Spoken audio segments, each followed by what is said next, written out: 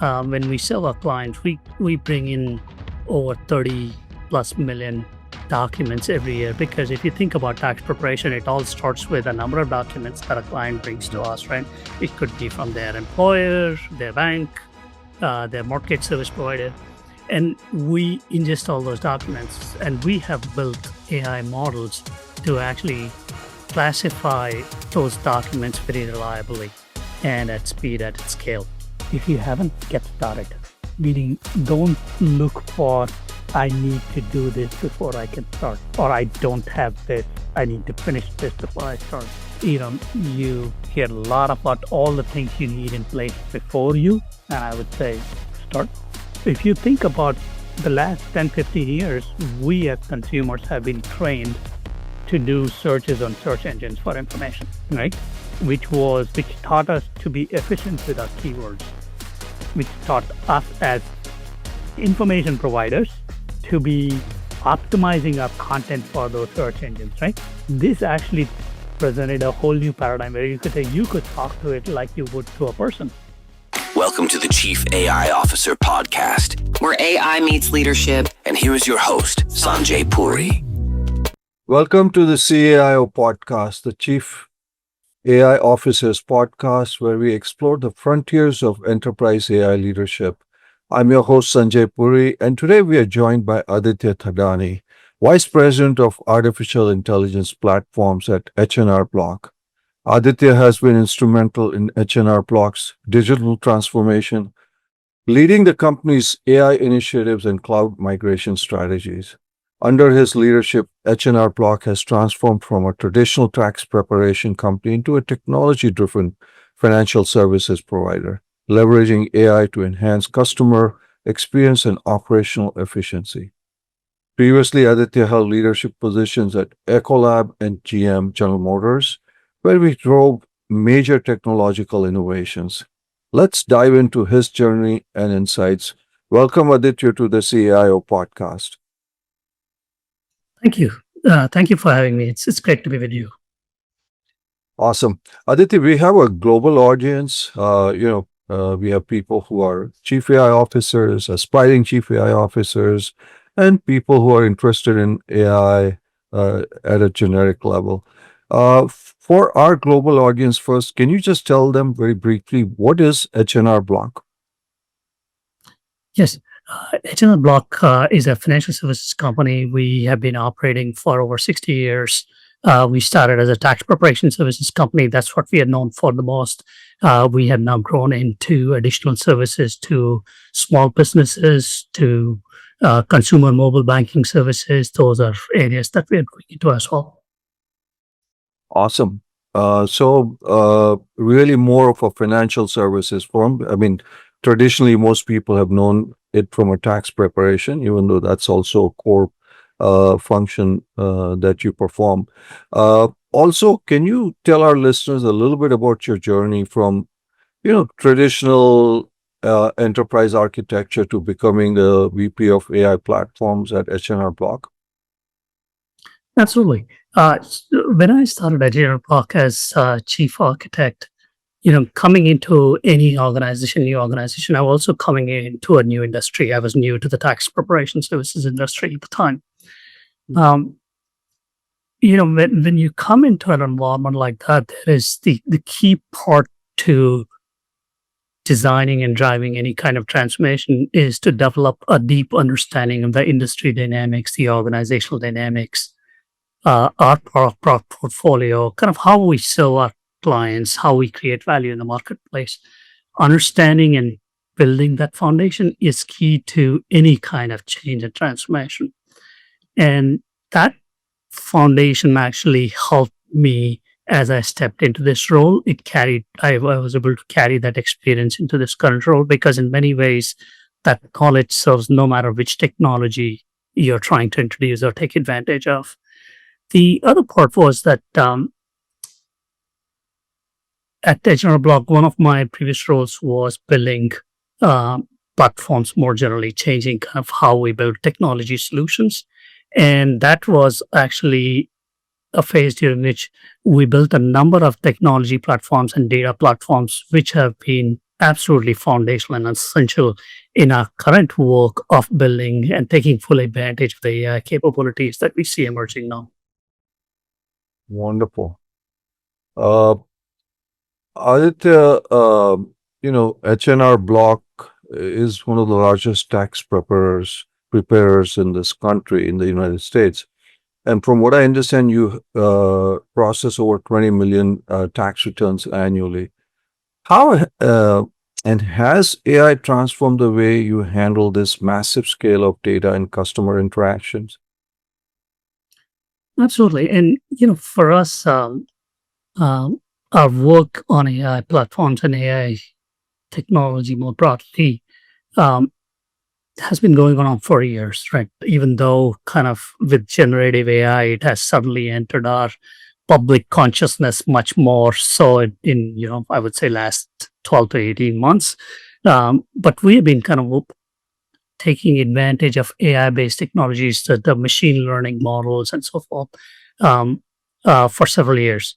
A couple of examples that come to mind is when we sell our clients, we bring in over 30 plus million documents every year, because if you think about tax preparation, it all starts with a number of documents that a client brings to Mhm. us, right? It could be from their employer, their bank, their mortgage service provider, and we ingest all those documents, and we have built AI models to actually classify those documents very reliably and at speed, at scale, right?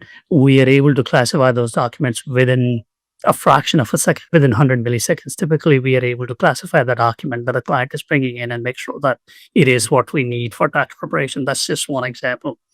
Um, but I think we have been using these technologies over the years to improve how our clients experience the service, making it low friction, reducing the friction in the process, but also making sure that our systems perform reliably. So, fair to assume that AI is helping, as you said, with data analysis, especially the document submission and also customer interaction. So, would you say AI is being used with at least with some level of customer interaction, Aditya? Absolutely. So, one example, most recent example that we actually deployed last year was in our DIY solution where consumers come in and prepare their own taxes, and we help them file those taxes. We introduced a new capability, AI Tax Assist, and the idea there was that how do we bring the expertise we have within our organization, people with decades of experience with tax laws and tax regulations and tax preparation, how do we bring that expertise and make that expertise available to our DIY users so they can prepare and file their taxes with higher confidence? Just to instill confidence in that, yes, we got you covered and you are thinking about the things that you need to pay attention to. So that's just one example. But we are continuing to kind of bring these capabilities to our clients where they can actually have a better experience and a more confident and better, just greater confidence in the outcomes we deliver for them.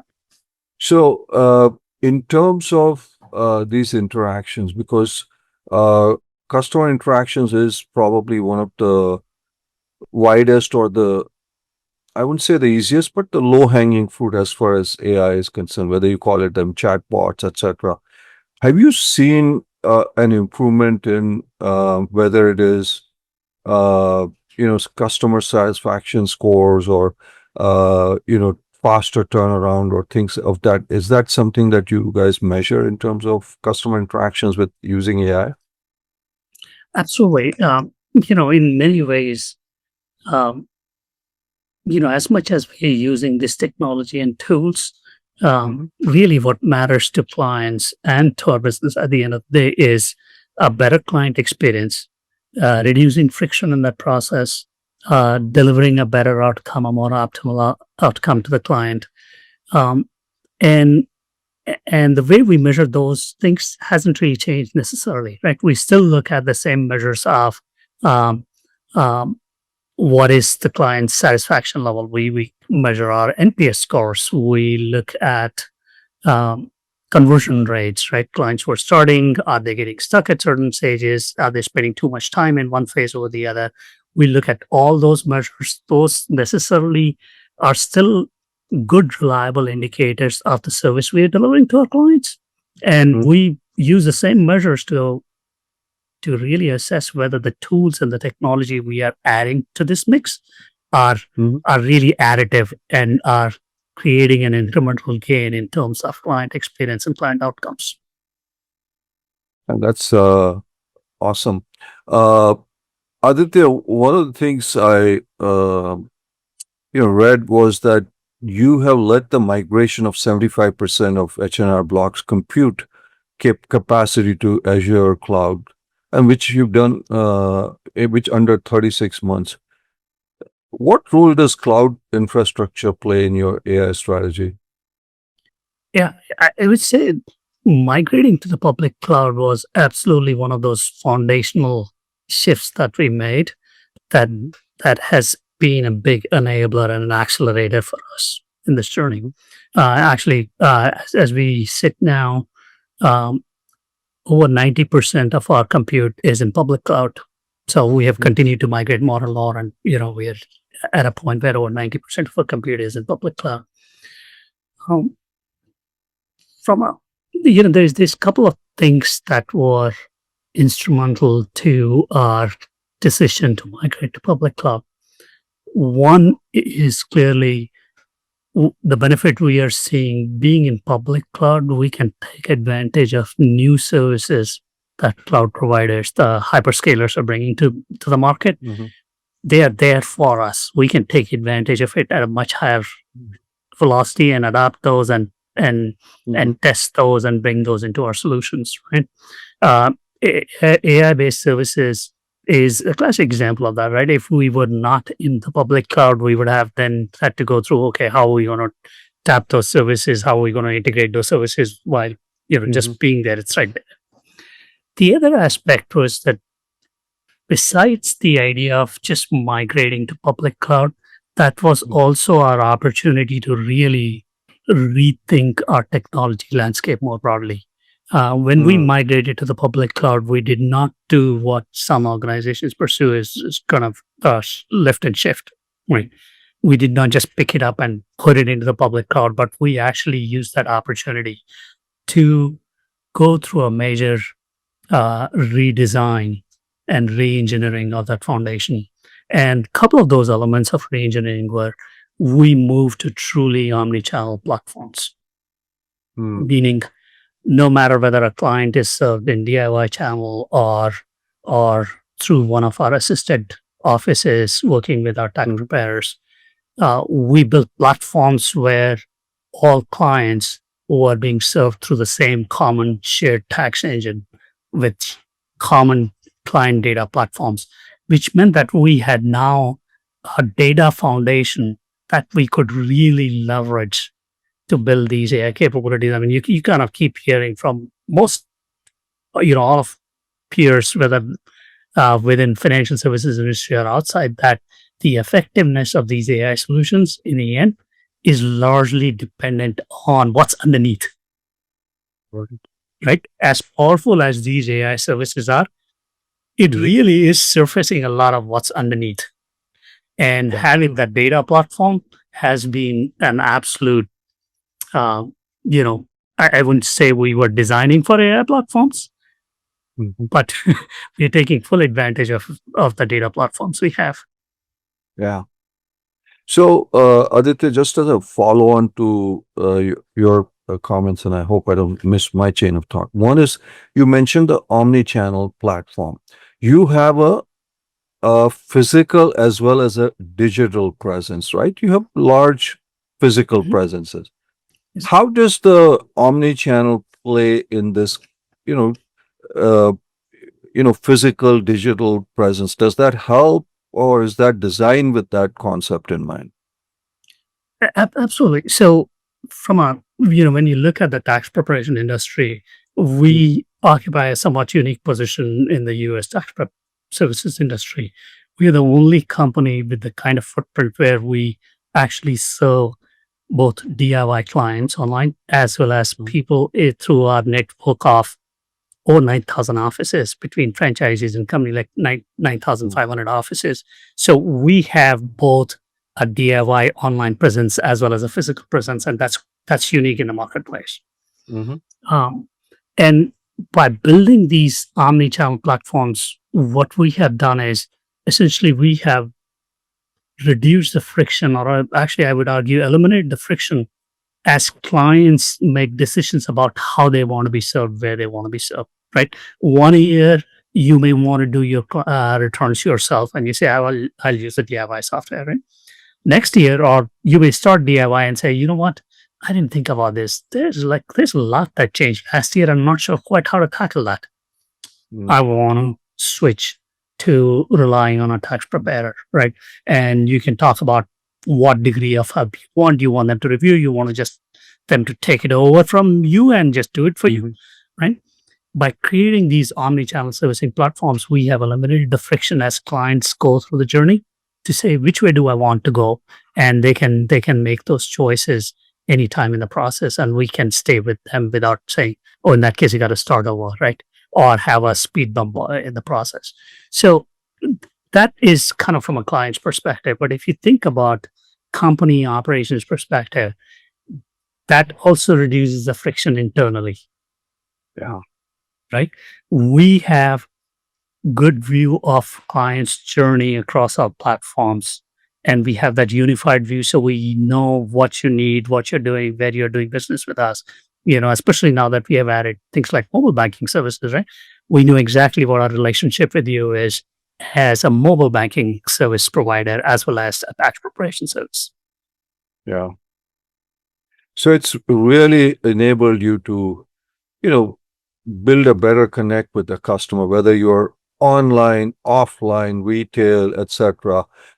The relationship with your organization does not change no matter what platform you use, is what you're saying. That omni-channel allows you to do that. Absolutely. In our business, that customer intimacy is just absolutely essential. And also, if you kind of look at our purpose as a company, right? We are about building confidence, building trust with the clients, and having that intimacy and life in the way we deliver services is absolutely essential in that process. No, that makes a lot of sense. The other thing I wanted to follow up is, you moved a large portion of your compute to cloud on the Azure Cloud. Some time back, I don't know, it was like 3-4 months ago, we had this whole incident with CrowdStrike and Delta, and Microsoft was involved. And one of the post-mortem analysis on that, Aditya, was that there's too much dependency on single vendors by companies. Is that something that you think about, given all of that has happened? Because Delta suffered some well, forget the financial losses, they suffered serious reputational losses along with it, which sometimes are much more expensive than the financial losses you suffered. It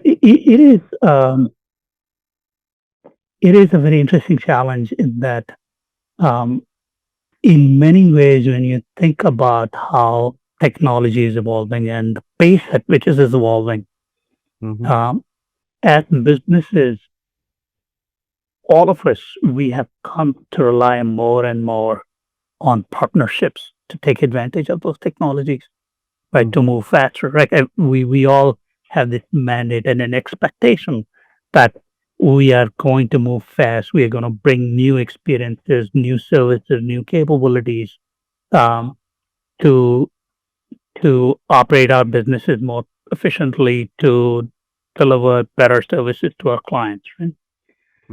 And you're right. When you enter that kind of an operating model, it creates a new kind of profile. And what I would go back to is that, we talked earlier a little bit about how we approached migration to the public cloud. Migration to the public cloud was not just about, being more cost efficient, being in a more elastic environment, being more agile, but resiliency in that environment, because this question really goes back to resiliency of a business. Mhm. The resiliency in that operating environment really requires us to rethink how we design for resiliency, Mhm. right? Which means we got to think about, even just when we think, you say public cloud and providers, right? These providers have a vast network that they're managing, right? Azure, like Yeah. we could be operating in a zone, we could be operating in a region which have multiple data centers within that region. Yeah. We could be operating multi-region across, right? So there is so many things that we have learned through this journey about how to make our systems more resilient, right? Yeah. And the idea there is when you are operating on this vast network, you have to anticipate failures of individual components and individual services and breaks in those services. Right? Mm. The complex ecosystem comes with that, Yeah. right? Yeah. We can kind of look for one that never goes down, doesn't exist, right? Yeah. We all have services that have blips. The idea here is how do we design a system that has resiliency that's greater than the resiliency of individual components underneath, Yeah. right? And that means Well, maybe a diverse set of relationships, but there is a whole lot of engineering tools at our disposal, new techniques that we have learned and developed to say, okay, for our system to be resilient, there are things that we need to think about and do and build into our design that we didn't have to when we were running in our data center. that's true. But that can be challenging too, right? Because very challenging. I mean, because it's basically your data supply chain. And if you really think about, people talk about physical supply chains, protecting physical supply chains with multi vendors. What you are doing, listening to you, is trying to protect your data supply chain. You know the the urge is to go towards a vendor that's been tried and proven. But then you also say, hey, if something goes wrong, then I need, as you said, you need to have resiliency. So, well, Yeah, those are tough challenges. yes, and the balance we try to also need to find is, when we think about, do you go to a single public cloud, do you spread across multiple clouds to kind of hedgement? One of the challenges there also is that as an organization, depending on the size of the engineering team, um, it's not, it's hard enough to master one technology stack. If you ask engineers to master multiple technology stacks, we give up something in that trade, right? Yeah. So I think at this point in time, we are largely in one public cloud, like our footprint is in Azure. Yeah. And it's been a very intentional choice in some ways, right? But you're right. There is trade off that we all have to navigate from our business, and because it really, at the end of the day, our systems are as resilient as our engineers can design and build. Right? There's a lot of expertise and knowledge that goes into making those systems and services resilient. That's true. That's true. Those are tough choices. Aditya, shifting gears, when I have, just like you, one of the challenges that leaders like you face is we have this amazing transformative technology. Let's just say Gen AI for the time being. In an organization as diverse and like H&R Block, you could literally point to hundreds, if not thousands, of potential use cases. Everybody has probably some idea, suggestion. And this is a question that's come up from your peers to you is, how do you decide, or what is the best way to decide, whether it's for you internally or for some other organization? What would be your advice to pick because there's no way to do them all. So how do you pick the right use cases? So tell your peers a little bit about your methodology. So to some extent, it depends on the technology that you're kind of trying to tap, right? Mhm. In this case, specifically speaking of generative AI, it Mm. was coming in hot and fast last year, right? And Mhm. while we were all excited about the possibilities, in one of my early conversations with my peers here in the organization, we were talking about like how do we feel about this thing that we are hearing about and seeing, right? There were equal measures of anxiety, there are equal measures of excitement, there was some measure of skepticism, right? And when you think about a technology like that, there is just a lot to learn, Yeah. right? Yes, there is a lot of opportunity and potential value to be realized, but we also knew that there was a lot to learn before we could go to that part, right? Yeah. So, in many ways, our early choices of where we want to pursue this technology was very much grounded in what do we need to learn, Mm. right? So, yes, business value, absolutely business opportunity. That always plays into discussions like that. Like if you want to prioritize use cases, you look at business value, you look at um, the size of the price, so to say. But in this case, we also brought in a good measure of what do we know we need to learn Mm. about this technology before we kill it, scale it Mhm. across use cases, scale it across number of people, scale it across products, right? And that actually informed a lot about our choice of use cases. Mm. Right? So we made a very intentional choice. The first two use cases that we deployed to market were both client facing, right? Mm. Which you could argue is presents a certain amount of risk. Yeah. Right? Conventional wisdom at the time was test it internally before you deploy it to clients. But in our case, the calculation we made was that we wanted to learn about consumer interaction model, consumer willingness to engage with technology, and how do people like one of the things that probably was um, maybe not.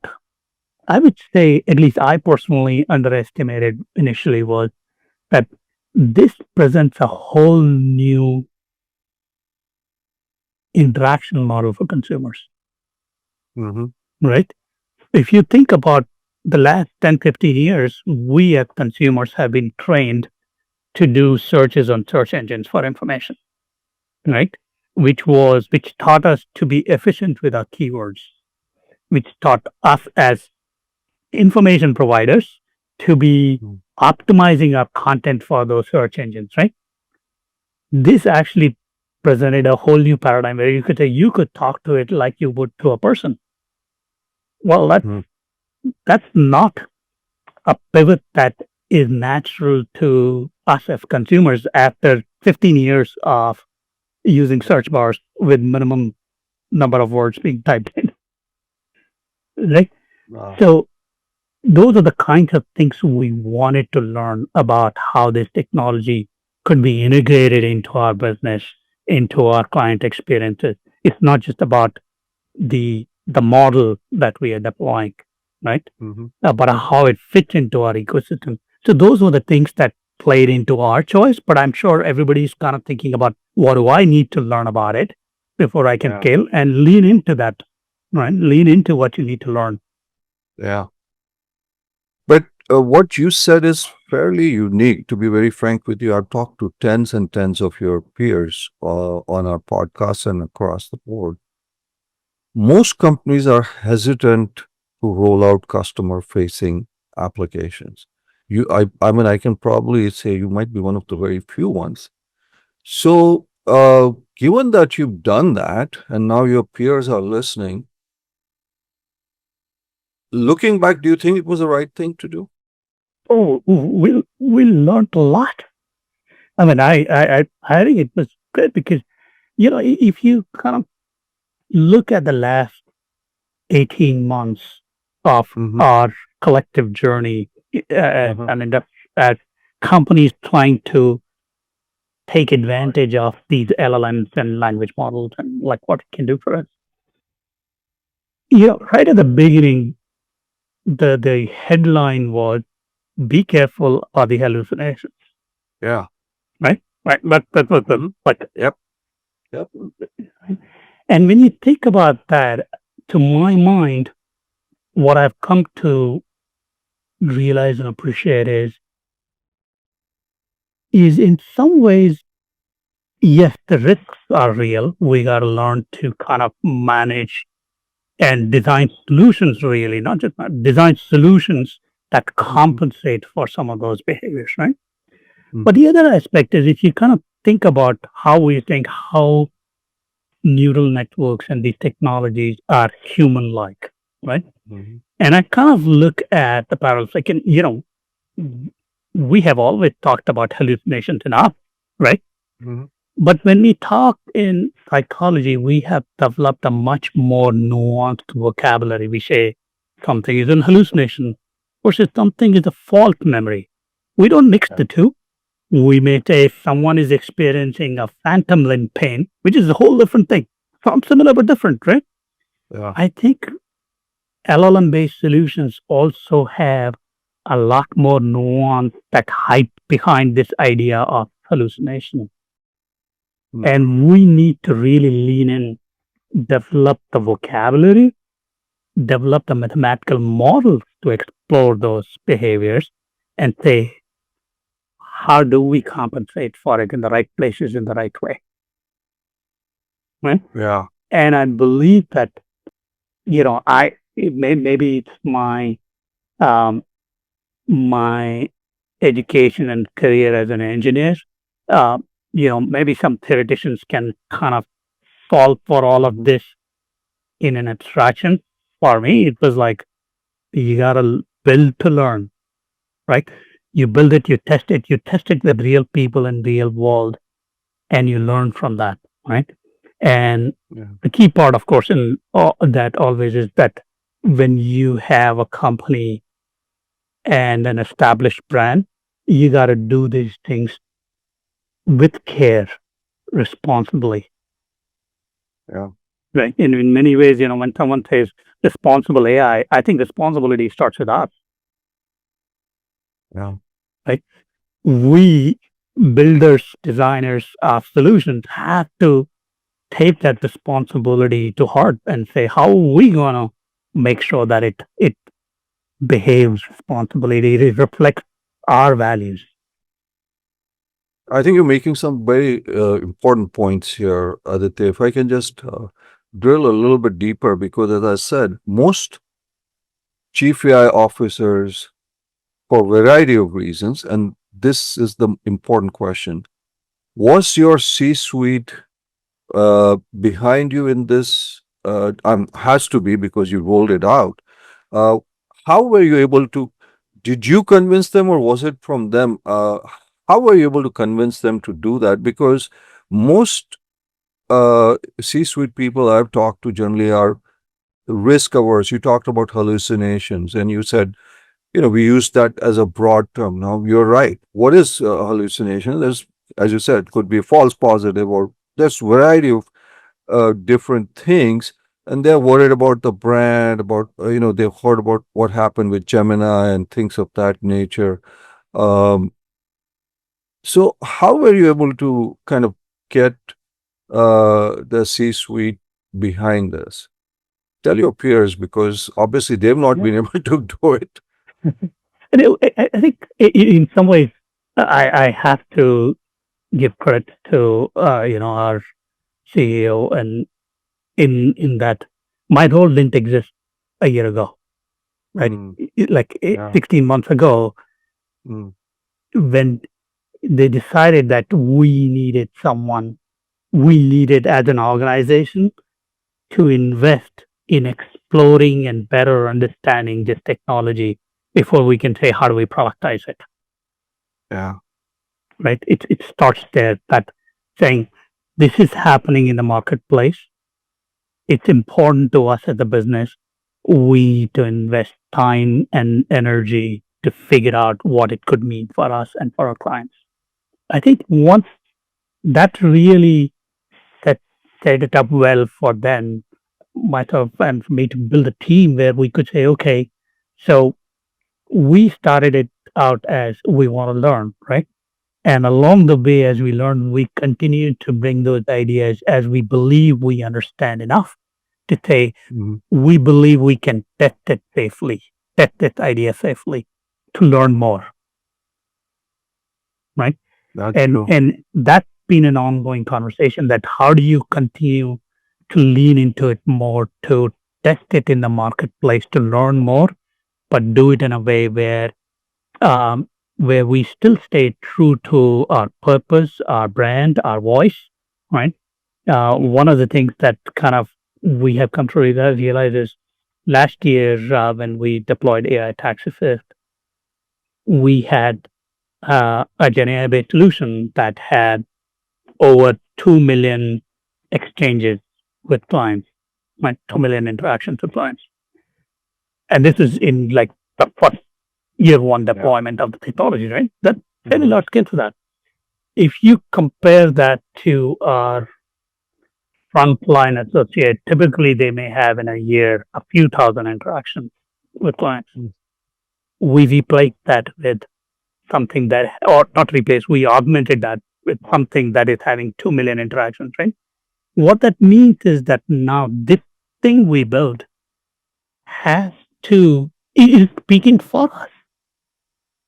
It has to reflect our values. It has to Yeah. reflect our voice, right? Yeah. And I think those are the things that we need to continue to explore as enterprises building solutions, is like, how do we bring those layers of Yeah. capabilities on top of what the underlying LLM does, right? As amazing those capabilities are, it I think our job in many ways is to put it to use effectively, and that means sometimes taming it, training it, use the words we want, Yeah. right? But that's our responsibility as people building enterprise grade solutions. Yeah. So I think what you're, if I can at least summarize for our audience, is having the vision from the leadership, and as well as the backing or support from the leadership. In this case, your leadership was actually visionary. Firstly, creating this role, and then looking at doing this with the clients. That makes a huge difference, is what you're saying. Absolutely. I think, it has really paid huge dividends for us in terms of accelerating our journey, which is about just learning at speed, learning at scale, and and I truly believe that um, the long term value is there, but we gotta learn a lot to do it well. Yeah. You often hear a lot of people share about, it's easy to get to a demo, it's hard to productionize it. I Yeah, I believe it. that's true. Uh, the one other thing you also mentioned, just for our listeners, is the external interface needs to reflect the values and mission of your organization when you're talking to clients, etc. And I think you were able to kind of do that, whether it's the fine tuning or things of that nature. I think that's what you're saying, right?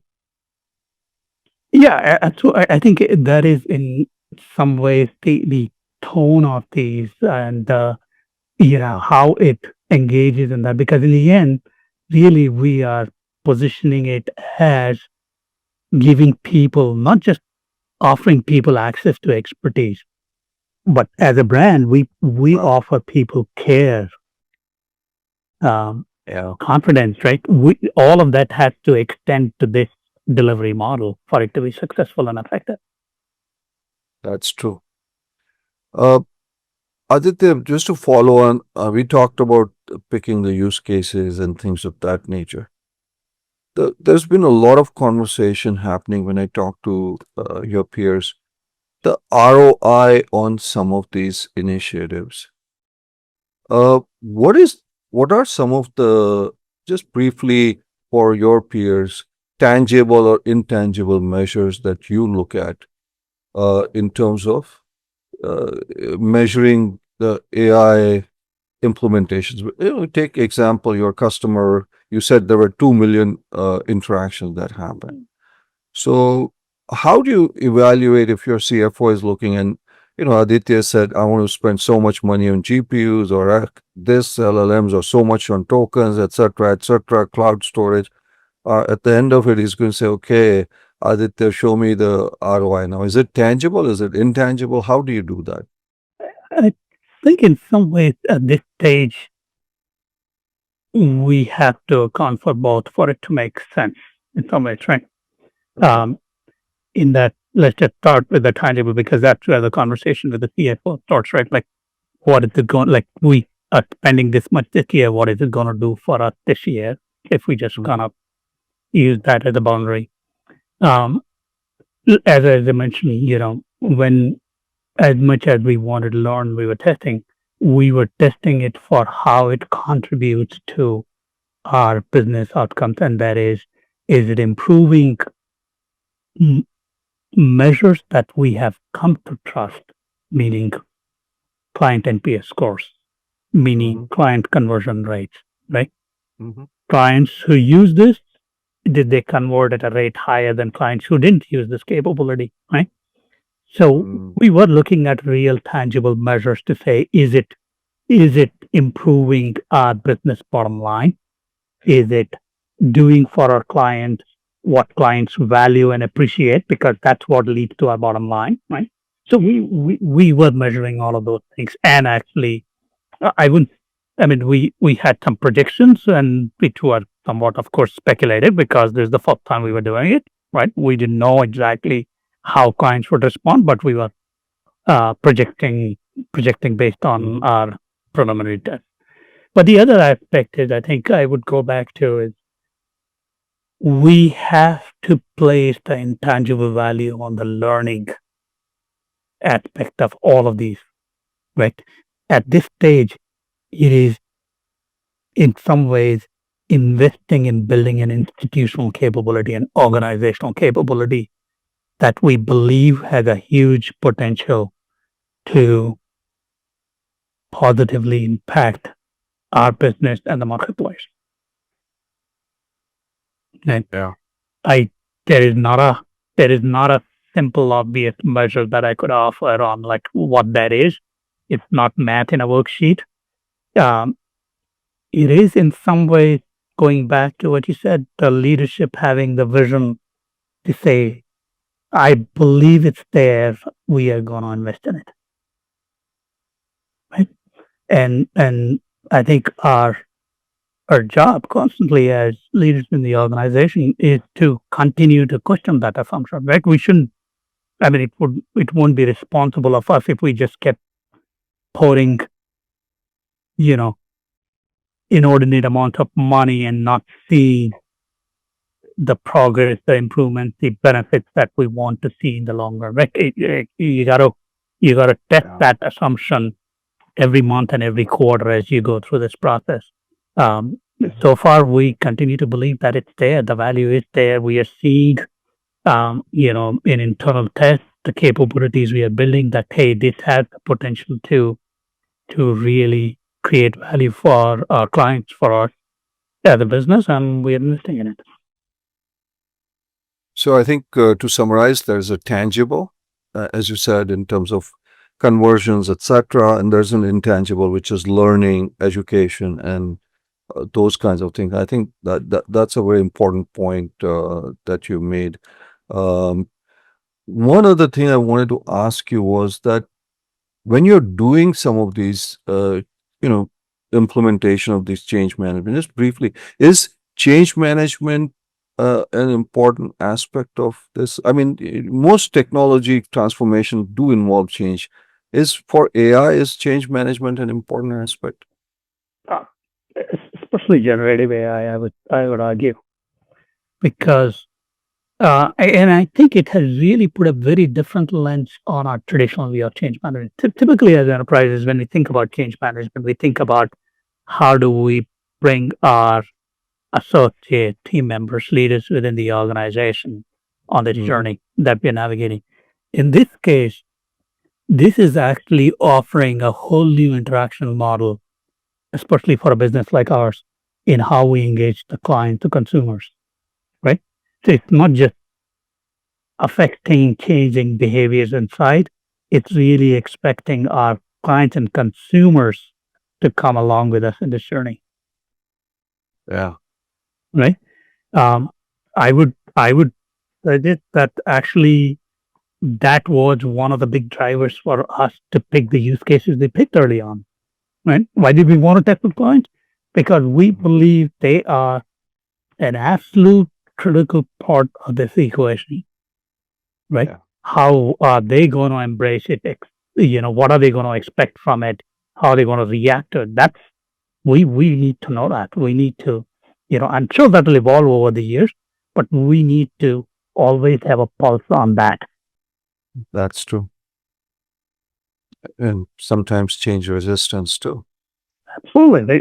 Yeah. We'll see all of it with this, like we have seen with every other technology. I would think so. Yeah. Mhm. That's so true. Aditya, you deal with a lot of financial sensitive data, 20 million potential people, etc.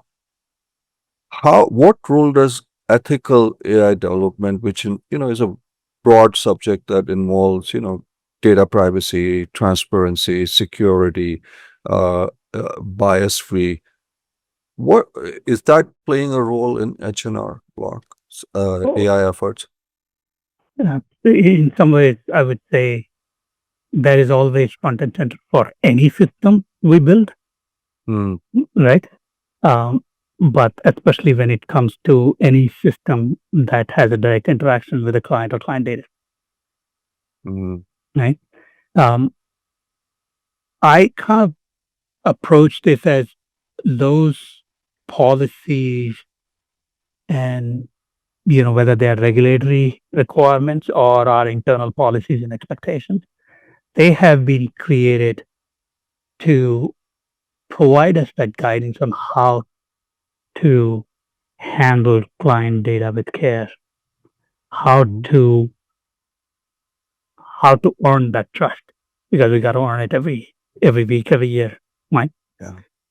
And what we did was, as we continue to explore new AI based services, new AI based solutions, and then design these solutions, we are always looking at kind of how do we build those controls into these new solutions, Hmm.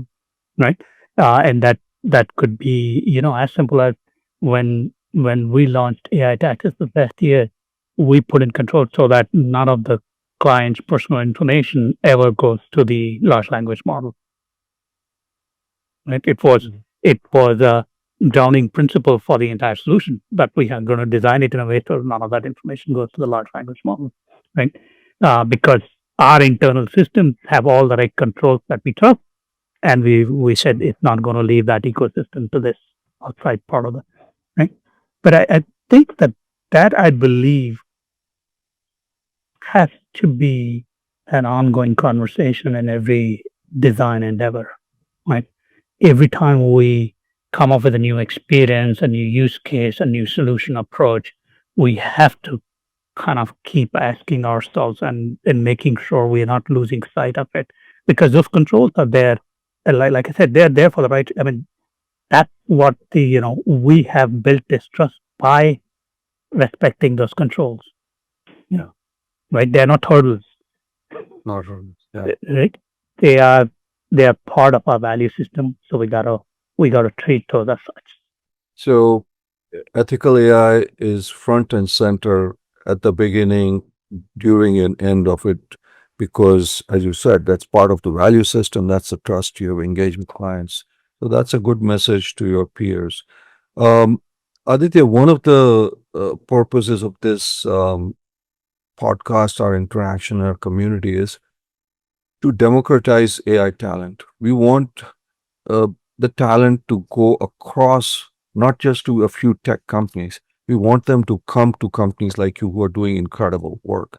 So, to our audience who are listening, who might be interested, who are, let's say, AI experts of some kind, tell them what do you look for when you're hiring people, so that I'm hoping that when this podcast is produced, you get some good number of quality people applying to you, because because the real work of AI is being done by people like you and companies like H&R Block.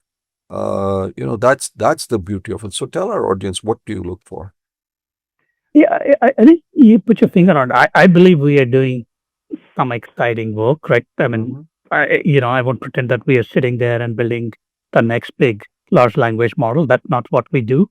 Mhm. Uh, but I believe that there is a lot of work that is happening across the ecosystem in the industry at all different levels, right? And all different industry sectors where Mhm. uh, we are building, we're really envisioning, imagining, reimagining how does this technology in the end serve the greater good, the social, like how does it advance the business, the the consumer experience, and just serves us better, right? Mhm. And part of that is takes a very diverse skill set, right? That was actually interesting that as we started to put this team together for building these solutions, like, we brought in people from experience design, product design, software engineers, data scientists. You kind of bring the people with very diverse backgrounds and then bring them together to say, go, how do we solve this problem? Because it takes all of those skills to Mhm. solve these problems well. So Yeah. I would say two things. One is there is actually an opportunity for people with a lot of different diverse backgrounds to come to this conversation and to be a part of it. Mm. Right? You don't have to be someone with an AI degree. I am not. I don't have a degree in AI. Right? Mm. We are all learning together. There's an Yeah. opportunity to participate, to be a part of something. I believe something really exciting. Yeah, that is true. So I think you said something important for our audience and also for me. Uh, there's a transformation going on, and everybody might can have a role in this. It's not just machine learning or data scientists who are going to drive this transformation. I think what Aditya is saying, if you're looking to be part of this transformation and saying, "Hey, man, I don't have a ML degree or a data science degree," that doesn't preclude you from being part of it, because multiple skills are needed, right, Aditya?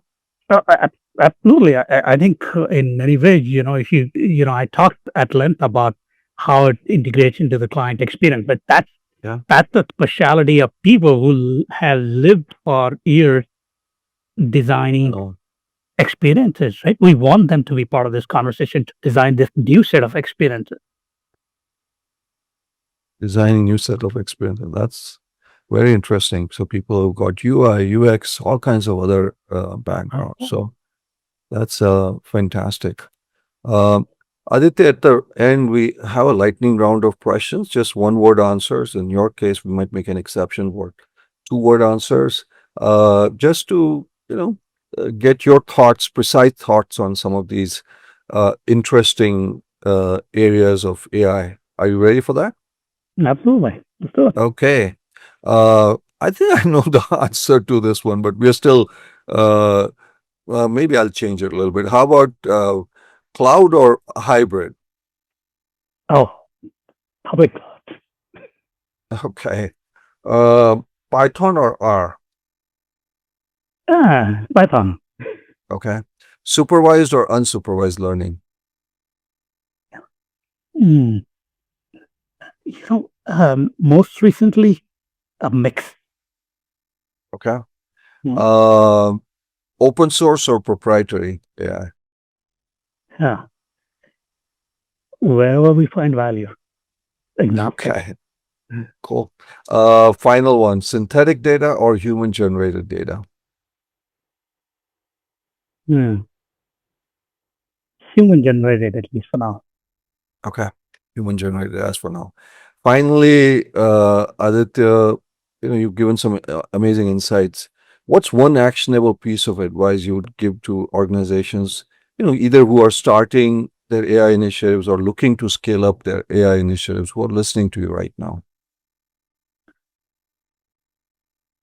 I would say if you haven't, get started. Meaning, don't look for, I need to do this before I can start, or I don't have this, I need to finish this before I start. Um, you hear a lot about all the things you need in place before you, and I would say start one. Because I think that true learning is in doing, right? Yeah. Um, I think that's where we grow, that's where we stretch, that's where we challenge ourselves, and that's where we learn. And there is a lot to learn. A lot to learn, no question. I think what Aditya is saying, if you've heard the Nike logo, just do it. That's what he's saying. Just do it. Don't wait. No, that's awesome. Thank you so much, Aditya, for sharing your valuable insights on leading AI transformation at H&R Block. Your journey from modernizing legacy systems to building cutting edge platform really offers crucial lessons for leaders across industries. And to our listeners, thank you for joining us on the CAIO podcast. Don't forget to subscribe for more conversations, to like, and for more conversations with AI leaders like Aditya who are shaping the future of enterprise AI technology. Until next time, this is Sanjay Puri, your host. Thank you, Aditya. This was fabulous. Thank you for taking the time, informing us, educating us, and your peers and other listeners. Thank you. So thank you for having me and really enjoyed our conversation. Thank you.